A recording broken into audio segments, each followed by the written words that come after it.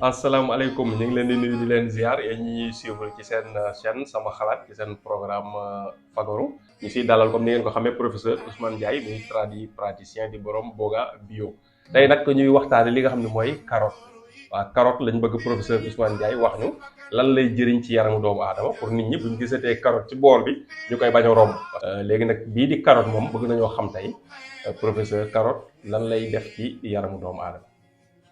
salaamaaleykum wa rahmatullah sëñ Pape Mor Lo ñu ngi lay ziar bu baax a baax di ziar mbokk internet yi nga xamante ni ñu ngi suivre. ñu delloo ziar.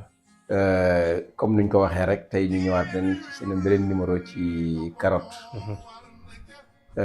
Carotte moom dafa naa ni bu dee présentation bi rek ñëpp xam nañ ko. wala boog ñu bëri xam nañ ko. ndax fruit la boo xamante ni non légume la au moins boo xamante ni. fu ñu toggee rek defe naa ma nga fa baa boog bari na ci suñu ceeb te neex na te saf na suukar. est-ce que mënut a duggaale ci fruit yi sax xaw naa fruit we de ni ba ñoral bi daf dañ koy ñor waaw ñi neex na saf na suukar mën nañ koo lekk crudité. mën nañ ko lekk te du ñor. da ngay xoos rek xolli noonu lekk. waaw vraiment. waaw raxas rek lekk moom it neex na macha allah. garab gi carotte boo ko gisee toujours moom dafa bëri ay vitamines. xam naa vitamine A lañ ci gën a xam ne am na ay vitamine B. waaw parce que am na vitamine B parce que boo xoolee sax dañ naan moom mooy famille vitamine B. parce que ay B1 B2 B3 B6 B12. B yëpp ci am daanaka. waaw presque. est-ce que donc daf cee bari moo tax ñu tuddee ko famille vitamine B mais vitamine A la gën a bari la aussi. te vitamine A. organisme bi daf ko soxla lu bari. maanaam suñu yaram. maanaam day tax surtout croissance. maanaam ñi nga xam dañuy màgg dañuy soxla vitamine A boobu nga xamante ni mooy tax seen màggaay mën a seen croissance mën a gaaw quoi. donc carotte boobu daf ko bari. daf ko bari la carotte. Pape ñi nga xamante ni am nañ problème mu cardiaque. mooy lépp loo xamante ni wàllu xol la. jëm ci dënn bi ak yooyu. carotte bi daf ci baax. mooy les maladies cardiovasculaires. donc problème moo xol bi jëm ci dënn beeg poumon beeg yëpp daal. problème mu boobu daf ci baax moom carotte. donc bu ko defeete ni.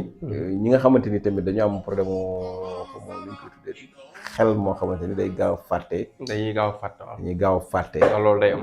waaw nga xam ne dañuy gaaw a fàtte wala ñuy gaaw a naax ak yu demee noonu xeet yooyu rek. mën nañuy lekk faral di jël carotte. di jël carotte vitamine A daa baax ci xel waaw. donc mën nañu jël carotte. ñi nga xamante ni dañuy am problème mu cataracte. waxoon nañ ko ci parce que boo xoolee day ñëwaat ci bët yi rek. waaw moom it baax na kii boobu. cécité nocturne bi nga noonu. waaw carotte boobu baax na ci. donc bëri na yoo xamante ni daf koy faj ñi nga xam ne dañuy am problème mu digestion indigestion. di lekk muy yéex a rees ak yooyu. carotte bi baax na ci. day gaaw a reesal dina reesal. donc daal bëri na yoo xam ne Pape defe naa carotte bi daf koy faj. li ci gën nag soo ko mënee lekk. noonu cru. carotte bu ñorul. waaw moo gën. bu ko defee li ci nekk lépp ni mu ci nekk mën a demee noonu. mën a demee noonu waaw.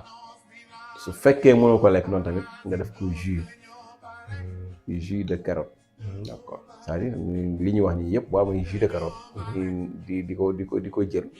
moom it feebar yi ñu la wax nii yëpp mën na ko saafara. donc def ko jus moom foo nga am naa mélangeur wala yi def. waaw boo amee sa mixeur. waaw kii ko nu mu tuddati. waaw bati ko noonu. ba mu daggatoo après ndox bi def tuuti ndox waaw kii ko def ko jus noonu. di ko naan moom mën nañ ko def noonu di ko naan moo tax man la.